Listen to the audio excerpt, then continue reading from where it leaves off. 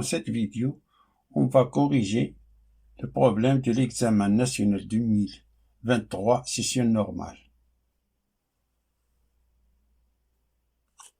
qui nous dit: on considère la fonction numérique f définie sur l'intervalle ouvert 0 plus l'infini par f de x qui est égal à 2 moins 2 sur x plus 1 moins le logarithme népérien de x au carré, soit si de f c'est courbe représentative dans un repère orthonormé OIG, unité 1 cm. Question 1 petit a nous demande de vérifier que pour tout x appartient à l'intervalle ouvert 0 plus l'infini, f de x est égal à 3x moins 2 logarithme népérien de x plus x logarithme népérien de x au carré, tout divisé par x.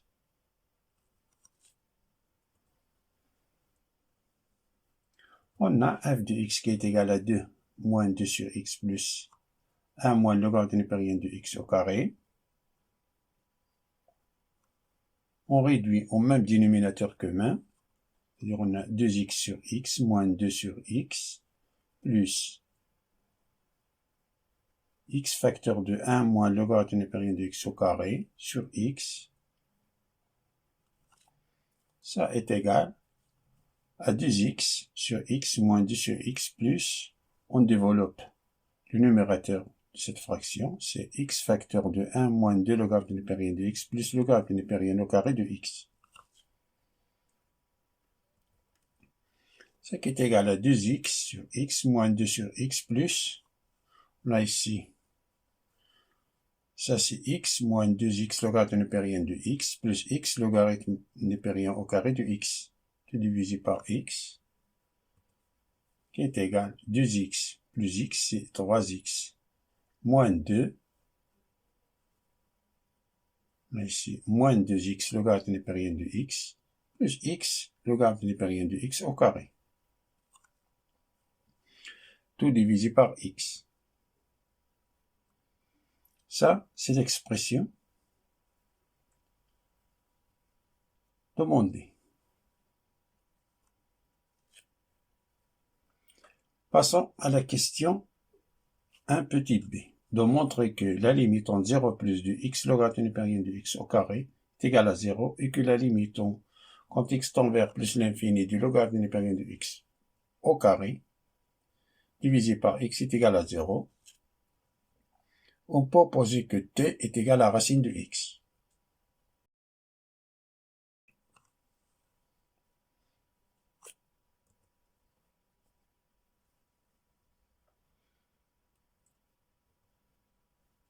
On a i qui est égal à la limite entre 0 plus de x logarithme népérien de x au carré. Dans cette question, on nous dit qu'on peut poser que t est égal à racine de x. Alors faisons apparaître racine de x dans cette limite. Ce qui est égal, x c'est racine de x tout au carré. Et logarithme népérien de x c'est logarithme népérien de racine de x tout au carré. Ça c'est au carré, tout au carré. Racine de x au carré, c'est x. Ça est égal à la limite entre 0 plus de racine de x au carré. Ça, c'est ce 2-là. On applique la propriété de logarithme népérien, c'est 2 logarithme népérien de racine de x, tout au carré. On pose t est égal à racine de x. Alors, si x tend vers 0 plus, alors t tend vers 0 plus. Si t est égal à racine de x, implique que t au carré est égal à x. Alors, i qui est égal à limite en 0 plus, est égal à limite en 0 plus, t tend vers 0 plus de t au carré, ça c'est t au carré, de logarithme népérien de t tout au carré. Ça c'est 4 logarithme népérien de t tout au carré. C'est-à-dire limite, quand t tend vers 0 plus de 4t au carré, logarithme népérien de t au carré. Ce qui est égal à 4, fait sortir 4, c'est 4 limites, t tend vers 0 plus de t, logarithme népérien de t, tout au carré. on a t au carré et logarithme népérien au carré de t, ça c'est t logarithme népérien de t tout au carré. Ça est égal à 4 facteurs de logarithme limite quand t tend vers 0 plus de t, logarithme népérien de t tout au carré. La limite, on a fait entrer entre parenthèses.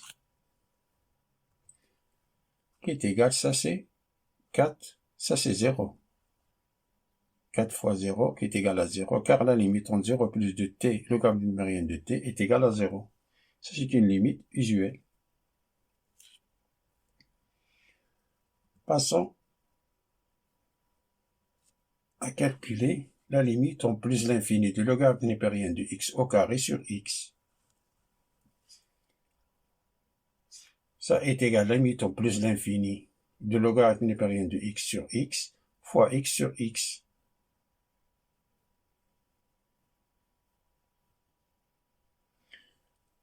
Pour faire apparaître ce terme-là,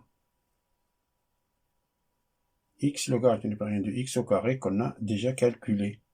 Ça est égal, limite en plus l'infini du x logarithme népérien de x au carré sur x au carré. Ça est égal à la limite en plus l'infini du x logarithme népérien de x au carré fois 1 sur x carré. Donc là, c'est ça. Et ça, c'est 0 d'après ce qui précède. 0 et 1 sur plus l'infini, c'est 0. C'est-à-dire on a 0 fois 0 qui est égal à 0.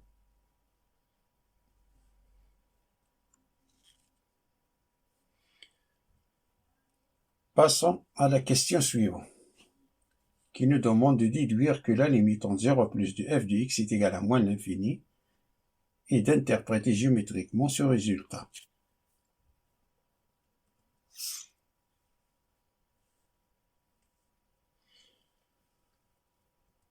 On a, d'après la question, un petit a, on a démontré que f de x qui est égal à 2 moins 2 sur x plus 1 moins logarithme népérien de x tout au carré est égal à 3x moins 2x logarithme népérien de x plus x logarithme népérien au carré de x sur tout divisé par x.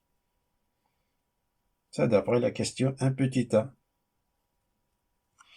Alors, la limite en 0 plus de f de x est égale à la limite en 0 plus de 2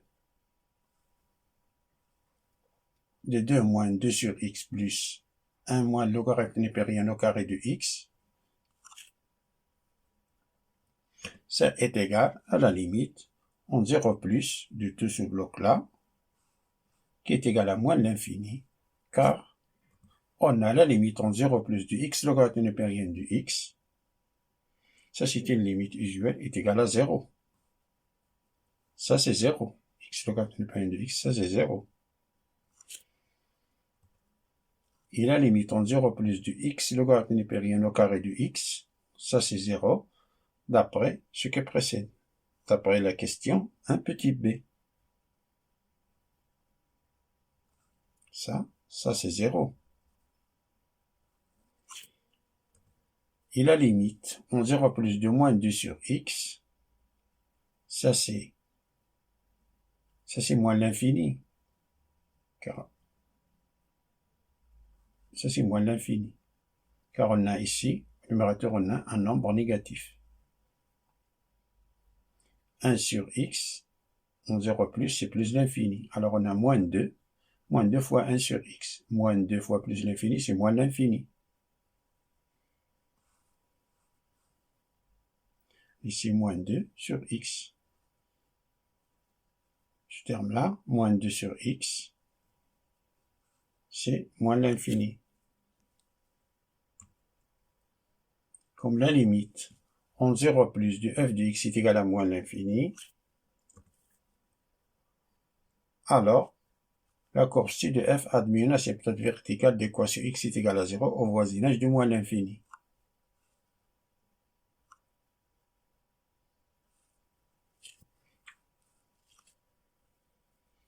Passons à la question 1 petit d. De calculer la limite en plus l'infini du f de x, puis de montrer que la courbe C de f admet une branche parabolique de direction l'axe des abscisses au voisinage de plus l'infini.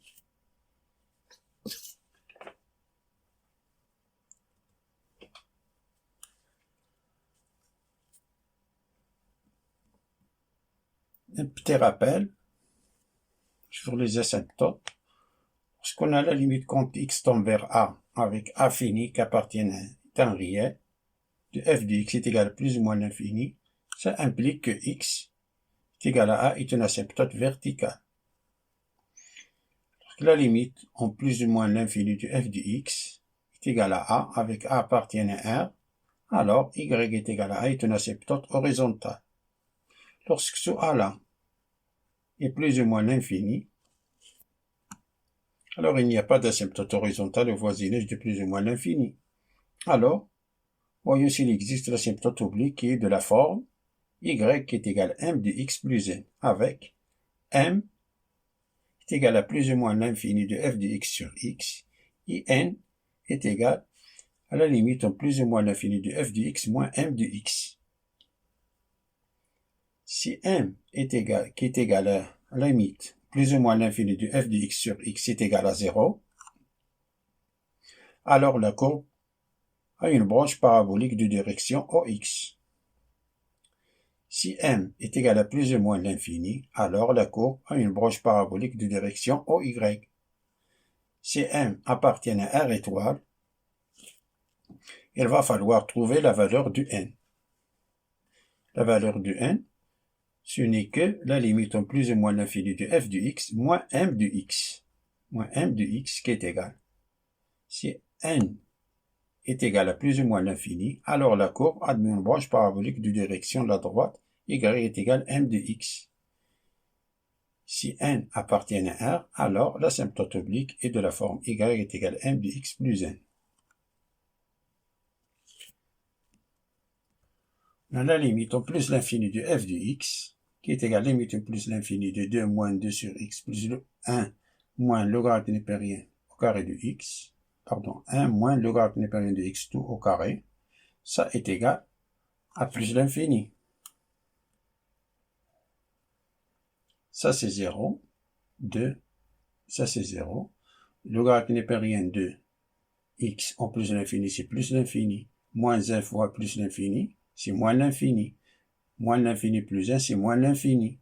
Moins l'infini fois moins l'infini, c'est plus l'infini.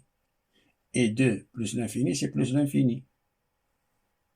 La limite en plus l'infini de f de x sur x est égale à la limite en plus l'infini de tout ce bloc-là, divisé par x, qui est égal à la limite en plus l'infini de 2 sur x, moins 2 sur x carré, plus, on développe ça, c'est 1 moins 2 logarithme népérien de x plus logarithme népérien au carré de x. C'est une identité remarquable. Qui est égal, limite en plus l'infini de 2 sur x, moins 2 sur x carré, plus 1 sur x, décompose cette fraction, moins 2 logarithme népérien de x sur x, plus logarithme népérien de x, logarithme népérien au carré de x sur x. Ça est égal à 0, car on a limite en plus l'infini. Ça c'est une limite usuelle d'une constante divisée par x à la puissance n est égal à 0 avec n strictement supérieur à 0. Alors on a ça c'est 0, ça c'est 0 et ça c'est 0. 0, 0, 0. On a la limite en plus l'infini du logarithme népérien de x sur x, ça est égal à 0. Alors ce terme-là, et c'est 0. Et que la limite en plus l'infini du logarithme népérien au carré de x sur x est égal à 0. C'est 0. Ça, d'après la question 1 petit b, on a démontré que le logarithme népérien au carré de x sur x est égal à 0. D'où la courbe ci de f admet une branche parabolique de direction OX au voisinage de plus l'infini.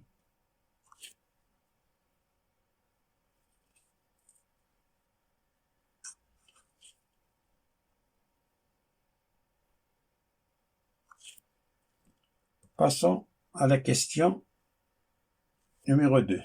Donc, montrer que pour tout x appartient à l'intervalle ouvert 0 plus l'infini, f' de x est égal à 2 facteurs de 1 moins x plus x logarithme népérien de x sur x carré.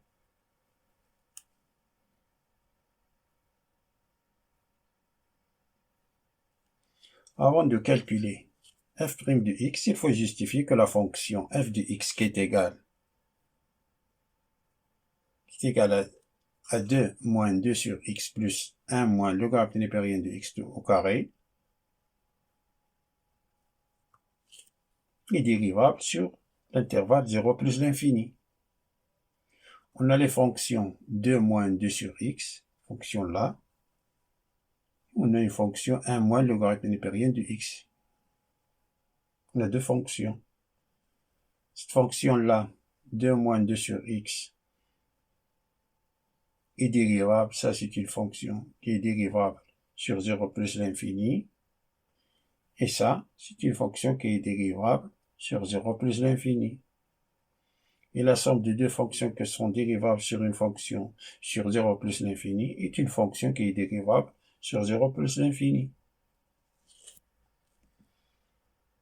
On rappelle quelques propriétés de la dérivée qu'on peut utiliser dans cette question. Que la dérivée d'une constante c'est 0. La dérivée d'une constante fois f de x est égale à la constante fois f' de x. Que la dérivée de produit de deux fonctions, c'est la dérivée de la première fois la deuxième plus la première fois la dérivée de la deuxième fonction. Et la dérivée de f de x à la puissance n, c'est n fois f de x à la puissance n moins 1 fois f' de x.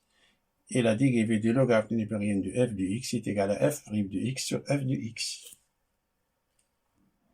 On a f de x qui est égal à 2 moins 2 sur x plus 1 moins logarithme népérien de x au carré. Ça est égal à 2 moins 2, 1 sur x, x à la puissance moins 1, plus 1 moins logarithme népérien de x tout au carré.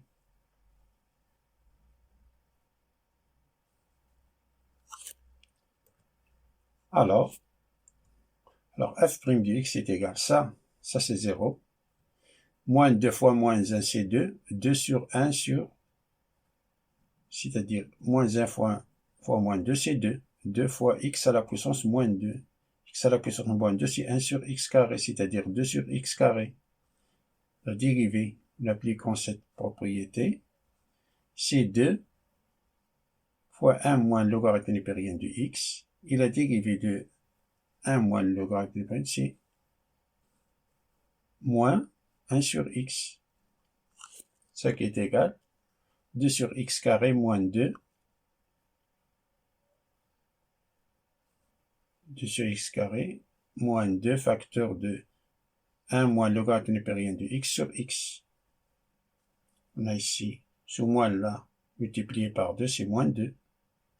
Ce moins là, ce moins là, on le multiplie par plus, c'est moins.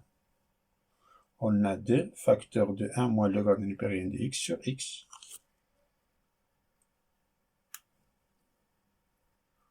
On réduit au même dénominateur commun. Alors ça c'est 2 sur x carré moins.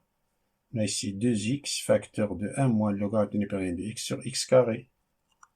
Ça qui est égal 2 moins 2x. Ça c'est 2x moins 2x logarithme népérien de x. Alors sera moins 2x plus 2x logarithme népérien de x sur x carré, qui est égal à 2 facteurs de 1 moins x plus x logarithme népérien de x sur x carré. C'est l'expression demandée. Passons à la question numéro 3. En exploitant le tableau de variation ci-dessus de la fonction dérivée f' de f sur l'intervalle ouvert 0 plus l'infini. Le tableau, on donne bêta qui est égal à 4,9. Prouver que f est strictement croissante sur 0 plus l'infini, puis dresser le tableau de variation de f.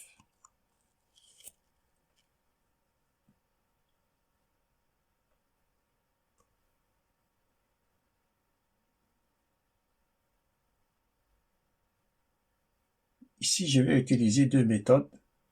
Ça, c'est le tableau. Variation qu'on a donnée. Je vais utiliser deux méthodes. La première, c'est la plus rapide. La plus rapide pour démontrer que f est strictement croissante. D'après le tableau, on remarque que le point 1, 0, c'est le minimum absolu de la fonction f'. C'est le minimum absolu. Limitant plus l'infini, c'est 0. C'est-à-dire, le point 1, 0, c'est le minimum absolu de la fonction f'. Donc, pour tout x appartient à l'intervalle 0 plus l'infini, f' de x est supérieur ou égal à 0. Ce qui implique que f est croissante sur 0 plus l'infini. Alors, le tableau de variation de f, c'est, on a ici f' de x qui est positif.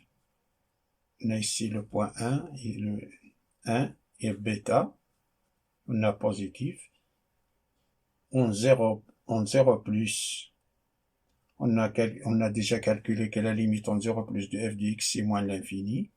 Et la limite en plus l'infini de f de x c'est plus l'infini. Alors on a qui est strictement croissante.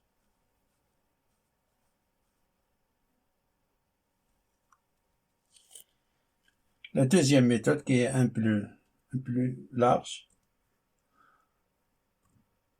on a f' de x qui est égal à 2 facteurs de 1 moins x plus x logarithme népérien de x sur x carré.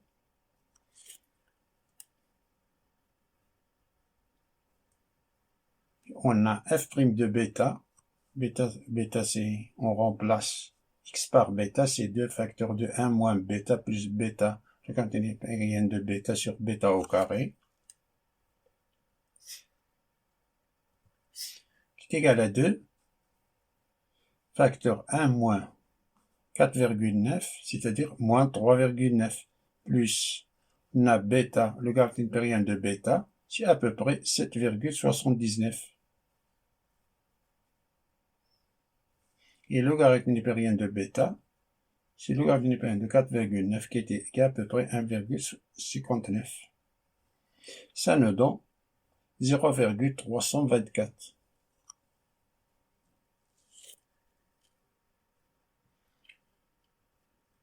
D'après le tableau, on a f' de l'intervalle 0,1, l'intervalle 0,1 fermé en 1,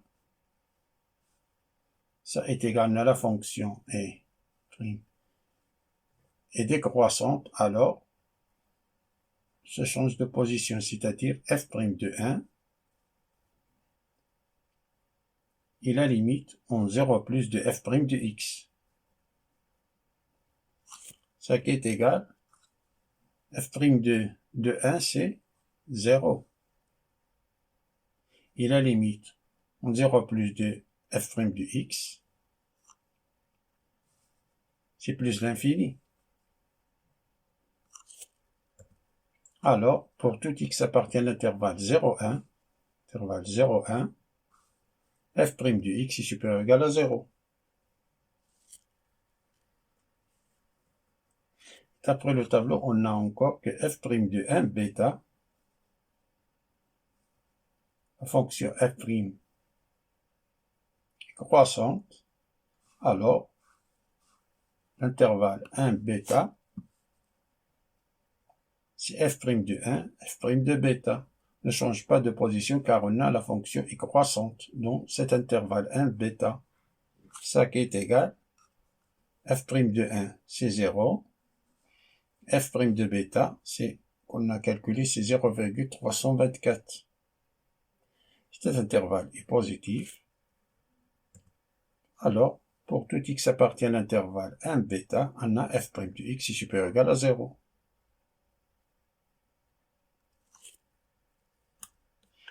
Après le tableau, on a dans l'intervalle bêta plus l'infini, on a la fonction est décroissante, alors f' de bêta plus l'infini de l'intervalle bêta plus l'infini, Si la limite en plus l'infini de f' de x, ça c'est change de position car on a la fonction est décroissante. Si je multiplie l'infini de f' de x et f' de bêta, ça qui est égal, limite au plus l'infini de f' de x, c'est 0. Et f' de bêta, c'est 0,324. C'est positif. Alors, quel que soit x appartient à l'intervalle bêta plus l'infini, f' de x est supérieur ou égal à 0. D'où, pour tout x appartient à l'intervalle 0 plus l'infini, f' de x est supérieur ou égal à 0, ce qui implique que la fonction f est croissante sur l'intervalle 0 plus l'infini, intervalle ouvert, 0 plus l'infini. Passons à dresser le tableau de variation de la fonction f.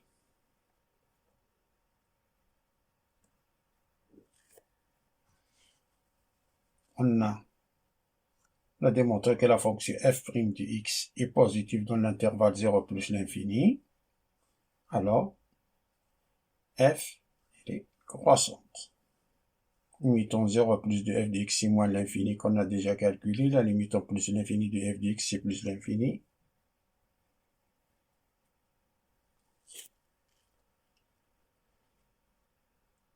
Passons à la question suivante.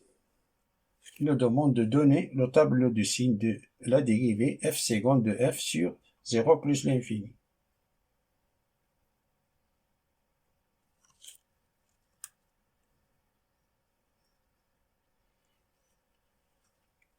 Pour calculer la monotonie de la fonction f, on calcule le signe de f'. Ici, on a la monotonie de f'.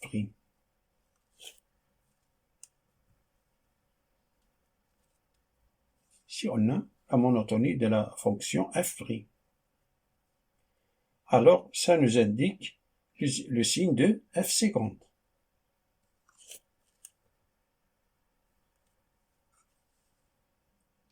On a la monotonie de f', alors ça nous indique le signe de f seconde. Si elle est décroissante, ça veut dire négatif. La f seconde, ici, décroissante, ça veut dire qu'elle est négative. Si croissante, ça veut dire positif. Si c'est décroissante, ça veut dire négatif. F seconde s'annule en 1 et en bêta, car on a le point 1, 0. C'est le minimum de f' sur 0 plus l'infini. C'est le minimum absolu. Et s'annule en bêta, car bêta, c'est le maximum de f' sur l'intervalle 1 plus l'infini. C'est le maximum sur l'intervalle 1 plus l'infini. Attention, c'est le maximum relatif. C'est le maximum relatif entre 1 et plus l'infini. C'est pour cela que la fonction f seconde s'annule en 1 et en bêta.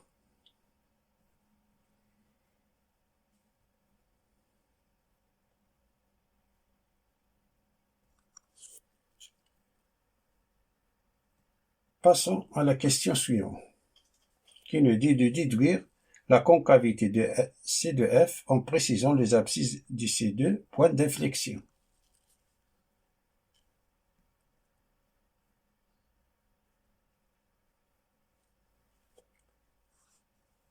On a déjà que f seconde, si dans l'intervalle 0, 1, c'est négatif, dans l'intervalle 1, bêta, c'est positif, dans l'intervalle bêta plus l'infini, moins, c'est négatif.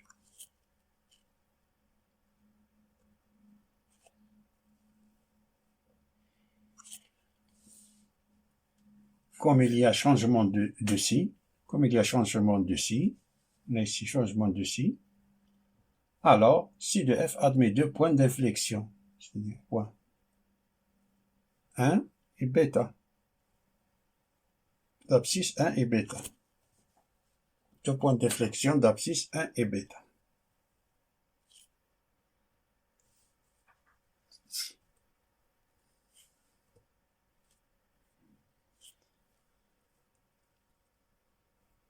Passons à la question numéro 4. Il nous dit la courbe C de G ci-contre est la représentation graphique de la fonction G de x qui est égale à f de x moins x et qui s'annule en alpha et 1. Alpha est égal à 0,3. Soit delta à la droite d'équation y est égal à x. Question 4 petit a. À partir de la courbe C de G, déterminer le signe de la fonction G sur 0 plus l'infini.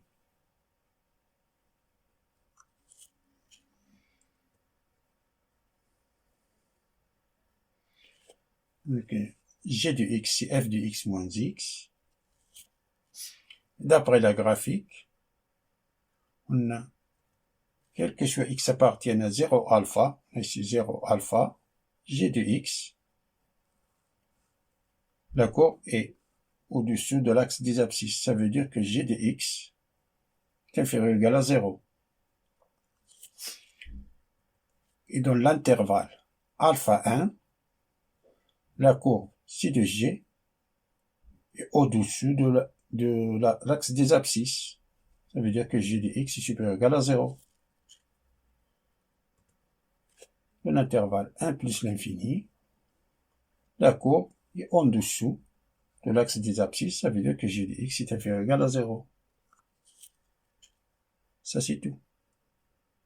Passons à la question petit b.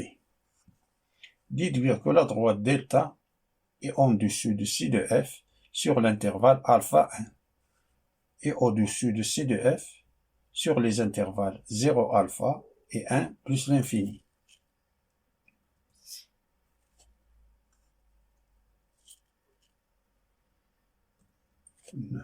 Quel que soit x appartienne à 0 alpha, g de x est inférieur ou égal à 0, car on a la courbe en dessous de l'axe des abscisses.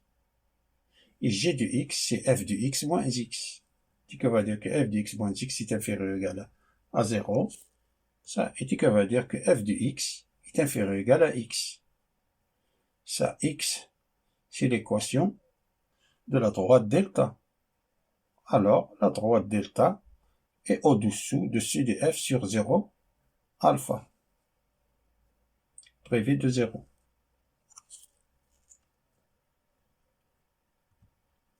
Pour tout x appartient à l'intervalle fermé alpha 1, on a g de x est supérieur ou égal à 0, car on a la courbe de g est au-dessous de l'axe des abscisses.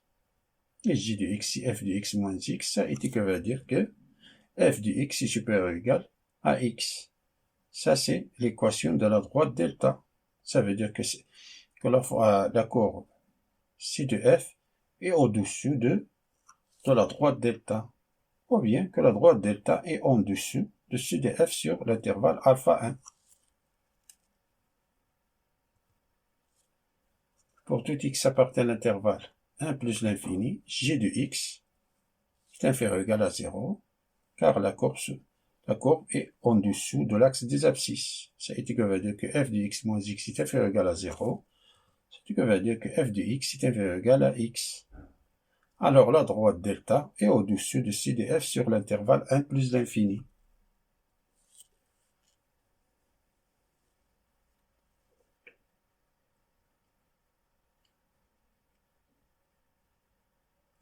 D'où la droite delta est en dessous de C de f sur alpha 1, l'intervalle fermé alpha 1, et au-dessus de C de f sur l'intervalle 0 alpha privé de 0 et 1 plus l'infini fermé en 1. Passons à la question 5, qui nous demande de construire la courbe C de f et la droite delta dans le repère OIG avec alpha qui est égal à 0,3, bêta 4,9 et f de bêta est égal à 1,9.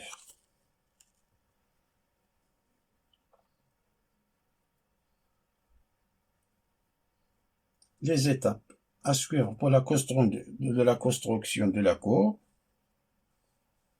On a 5 étapes. Avant, dressons le tableau de variation de la fonction. Qu'on a déjà que ça c'est le tableau de variation. qui est strictement croissante, que la limite plus l'infini c'est plus l'infini, mettons 0 plus c'est moins l'infini. Le tableau de variation. La première étape est de dessiner les axes des abscisses et des ordonnées. Après le tableau, ça veut dire 0 plus l'infini, ça veut dire qu'on est dans le premier, le quatrième cadran trigonométrique. C'est pour cela qu'on va dessiner ici. Premier, le quatrième cadran.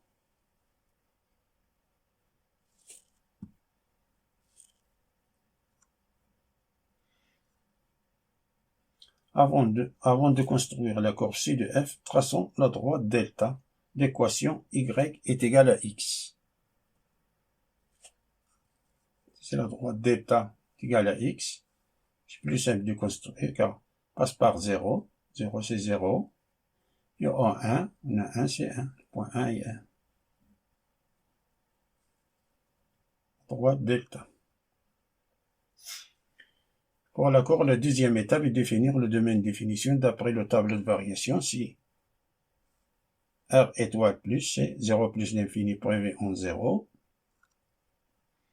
On a la fonction j de x qui est égal à f de x moins x s'annule en alpha et 1. C'est-à-dire que f de alpha est égal à alpha et f de 1 est égal à 1.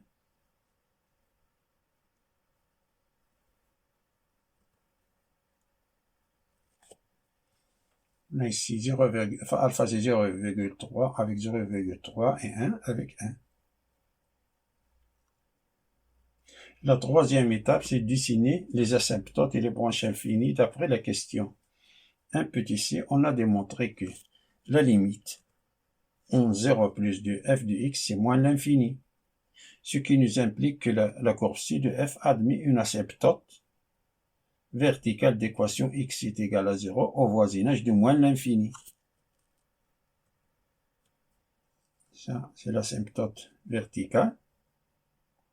Cela signifie graphiquement que la distance entre la courbe et l'asymptote verticale tend vers 0, c'est-à-dire que la courbe se rapproche de plus en plus près de l'asymptote sans jamais la toucher au voisinage de moins l'infini. Ça, c'est la trajectoire de la courbe, plus ou moins. On a calculé encore que la limite en plus l'infini de f de x est égale à plus l'infini, et que la limite en plus l'infini de f de x sur x est égal à 0, cela nous indique que la courbe C de f admet une branche parabolique de direction l'axe des abscisses au voisinage de plus l'infini. La courbe se comporte ici comme une parabole par rapport à l'axe OX, comme une parabole.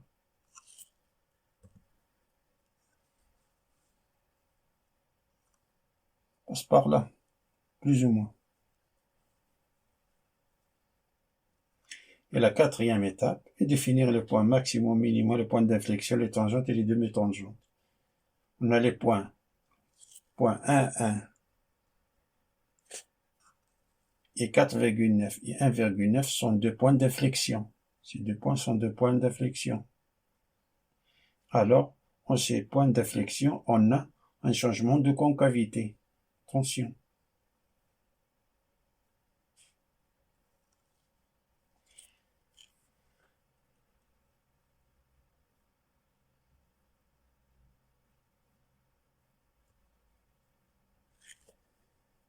Et le point 1, 1, ici un point d'inflexion, et le point 4,9, 1,9, à peu près ici.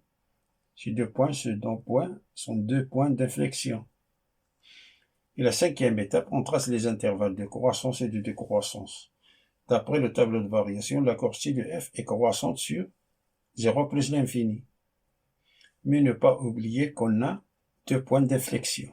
Point 1, 1 et le point 4,9, 1,9. Dans l'intervalle 0, 0 alpha, cet intervalle 0 alpha, la courbe C de f est en dessous de delta. La courbe est en dessous de delta. Ça, c'est la droite delta. La courbe est ici en dessous. et dans l'intervalle alpha 1,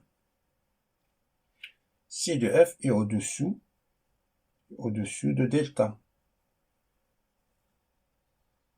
Alors, sa trajectoire de C de f, ça c'est la trajectoire de la courbe C de f plus ou moins. Jusqu'ici, ça c'est la trajectoire de la courbe.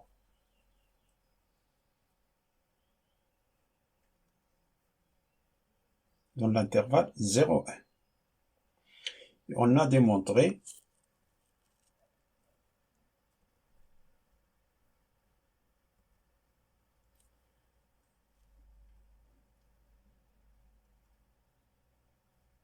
ici, la courbe dirige sa concavité vers le bas.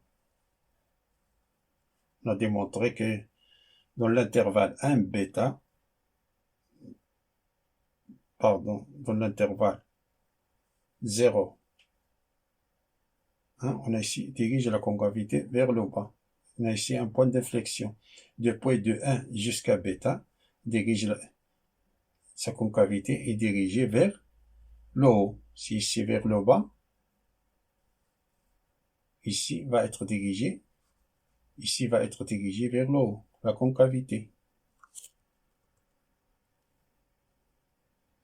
Depuis, ici va être dirigé vers, ici jusqu'à plus l'infini, la concavité va être dirigée vers le bas. Plus ou moins.